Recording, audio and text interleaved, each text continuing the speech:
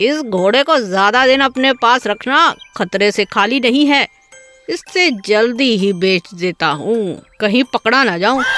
इसका रंग ही बदल देता हूँ। चोर ने घोड़े को काले रंग से रंग दिया और उसे लेकर शहर की तरफ जाने लगा। बादल चंदन को याद कर कर रोता रहता। हे भगवान, मेरी मदद करो। यह चोर तो बहुत चालाक है, मुझे चंदन से दूर कर दिया। मैं उनके बिना नहीं रह सकता। तभी बादल की नजर नदी किनारे बैठे चंदन पे पड़ी। चंदन को देखते ही बादल जोर जोर से हिनहिनाने लगा। चंदन को कुछ समझ नहीं आया। अरे, ये घोड़ा मुझे देखकर इतना शोर क्यों कर रहा है? शायद ये मुझे कुछ कहना चाहता है। तभी अचानक बादल चोर को जोर से धक्का देकर नदी में कूद पड़ता है। अरे अरे, ये घोड़ा, अरे इसे बचाना होगा। चंदन घोड़े को बचाकर बाहर ले आता है, मगर यह क्या? अरे, इस घोड़े का तो रंग निकल रहा है। अरे भागो, कहीं पकड़ा न जाऊं।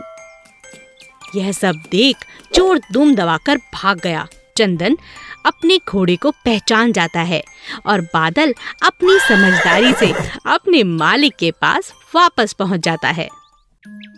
भेड़ें और सियार। एक दिन एक सियार जंगल से गुजर रहा था। उसने दो भेड़ों को जोर जोर से बातें करते हुए सुना। अरे भाई, क्या बात है? शायद इनके बीच झगड़ा होने वाला है। चलो देखता हूँ। सियार एक पेड़ के पीछे छिप गया और भेड़ों को लड़ते हुए देखने लगा। मुझसे पंगा मत लो, मैं बहुत शक्तिशाली हूँ, समझी? मैं तुमसे नहीं डरती, जाओ यहाँ से, यह मेरा इलाका है। तो चलो इसका आज फैसला हो जाए। ठीक है, मैं किसी से नहीं डरती, आ जाओ मैदान में। वाह, यह दोनों तो बहुत तगड़ी हैं। इनका झगड़ा देखने में मजा आएगा। मैं ताकतवर हूँ। नहीं, मैं ताकतवर हूँ।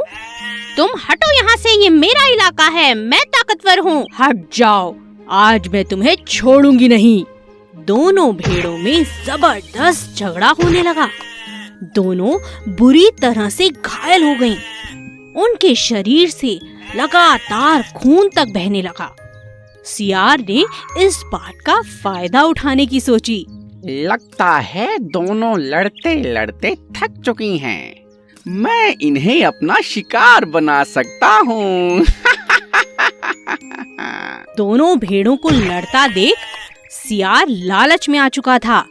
उन दोनों के बीच पड़कर एक एक कर दोनों को खा जाना चाहता था। सियार ने आओ देखा ना ताओ और भेड़ों पर टूट पड़ा, लेकिन दोनों भेड़ें बहुत ताकतवर थीं।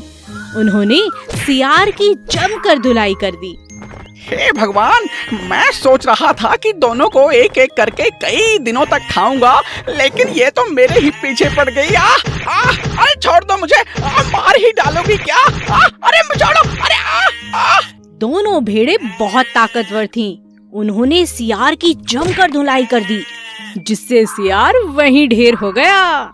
उदास राजा शेर। एक दिन राजा शेर का मंत्री भालू जंगल में घोषणा करता है। सुनो सुनो सुनो, राजा शेर बहुत दिनों से उदास हैं। जो कोई भी राजा जी को हंसाएगा उसे बड़ा इनाम दिया जाएगा। आप सभी का स्वागत है, आइए और हमारे राजा को हंसाइए। ये बात जंगल में आग की तरह फैल गई। जंगल के सभी जानवर राजा को खुश करने के प्रयास करने लगे। सबसे पहले एक हाथी उन्हें खुश करने की कोशिश करता है। हाथी अपनी सूंड से तरह तरह के करतब दिखाता है, लेकिन राजा को हंसी नहीं आती। फिर बंदर की बारी आती है। मैं आपको हंसाने की कोशिश करता हूँ राजा जी। बंदर अपने बहुत अच्छे अच्छे करतब दिखाता है, मगर वह भी हंसाने में नाकामयाब होता है। इसी तरह सभी जानवर कोशिश करते हैं, लेकिन किसी को भी कामयाबी नहीं मिलती। अंत में नन्ही चींटी की बारी आती है। राजा के मंत्री भालू को लगता है। लगता